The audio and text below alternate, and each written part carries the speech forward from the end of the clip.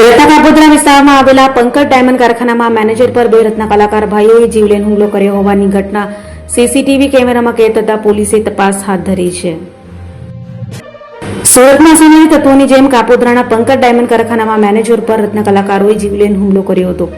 Manager Gautam ઇટાલિયાએ કર્મચારીઓને નિયમિત punching અને શિસ્ત જાળવવાની સૂચના આપી હતી. આ બાબતે રત્ન કલાકાર અંકુશ આલ્કોતર ઉશ્કેરાયો અને પોતાના ભાઈ જય આલ્કોતરને બોલાવી પૂર્વ આયોજિત કાવતરાના ભાગરૂપે મેનેજરને બાથરૂમમાં ઘેરી લીધો હતો અને ત્યારબાદ બંને ગાળો ભાંડી 1.5 મિનિટ સુધી ઢોરમાર માર્યો હતો. હુમલાની સમગ્ર ઘટના કારખાનામાં રાખેલા સીસીટીવી કેમેરામાં કેદ થઈ ગઈ છે.